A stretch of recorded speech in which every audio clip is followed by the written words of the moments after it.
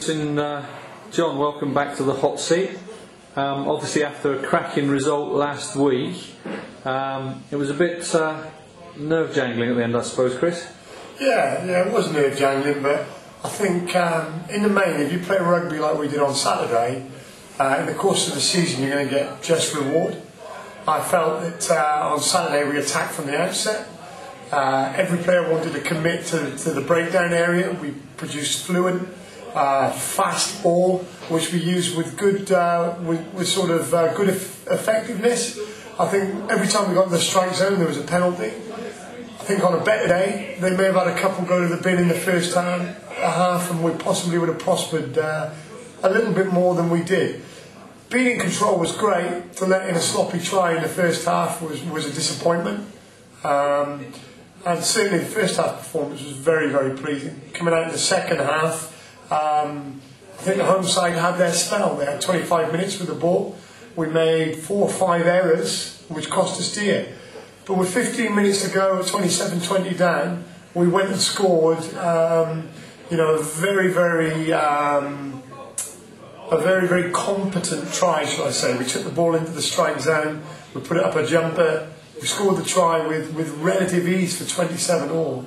But I think, looking back at the DVD, one of the most pleasing factors for me, being a coach on the sideline, being happy with the 2 points, was watching the attitude of the players. And it wasn't one of stick the ball off the island and be pleased with the 2 points.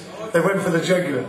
And they can be commended for that, particularly when they win. I was really pleased with that. It was a great finish from Mark Dibble, showing some great gas, and once he got the ball in space, I knew he'd be a hard man to chase down.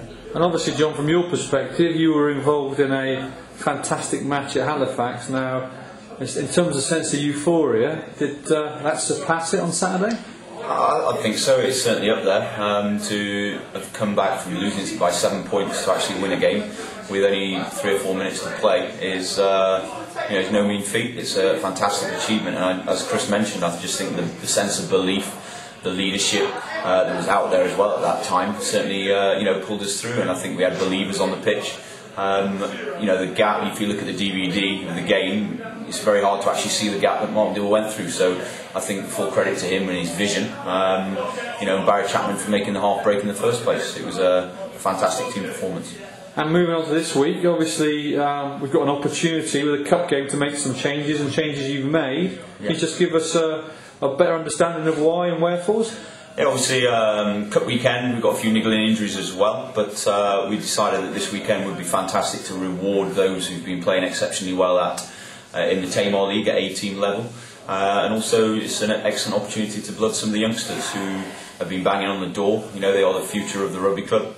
And, all 3 guys have sort of made their way up the mini-junior section. So it's a bit of a statement of intent more than anything else as well. But they've got the opportunity and they've got to make sure they take it. And about that opportunity, are these guys going to get on Saturday? Is there going to be that opportunity there to show their skills? And what are you expecting from them, Chris? Well, I'm expecting on Saturday they take the bull by the horns. John talked about the reward. It's sitting in a gift. The bottom line is, if you're good enough, you play here at Paulson Bridge. These guys have come in. They've had some great performances this year, and they deserve their shout. My only wish for them is they show their potential on Saturday. I think for them, when they come off the field, if they can be happy with their performance and they've done everything they can, that's fine.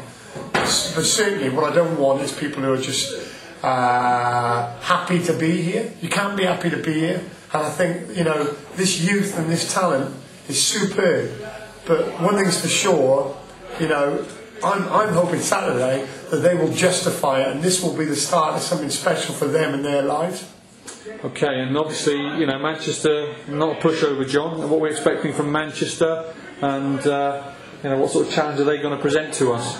They're a very strong outfit. I know they've been struggling with a few injuries, and that's the reasons they keep giving week in week out. But to be honest with you, they're a competent outfit. They've only going to look 2 or 3 years ago. They were playing National League One rugby, so. We've had some closely fought encounters with them in the past. I know that we lost it there last year, for example, and that's very much in the players' minds. So it's going to be no easy task at all.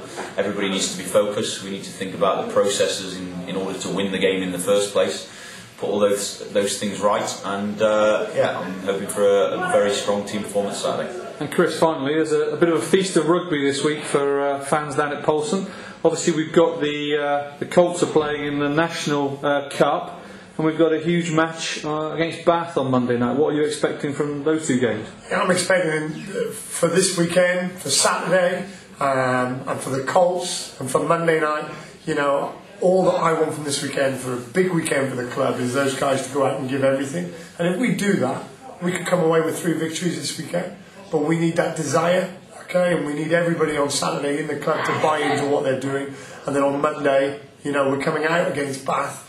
I expect to see a performance. I expect to see people putting their hands up and saying, yeah, I want a bit of this. And that's what I'm looking for this weekend. And obviously last week, Chris, this was your first video diary as such. How do you think did you look your best in the video? Was it a good one for you? Mate, it was as good as it gets. As good as I thought. Actually, it's the best I've seen you. John, you were, I think, a bit of a Richard III last week. Did you have any improvements this week? Have you got next to Chris every week? I do not mind. All right, chaps. Best of luck for the weekend and for Monday night as well. Cheers.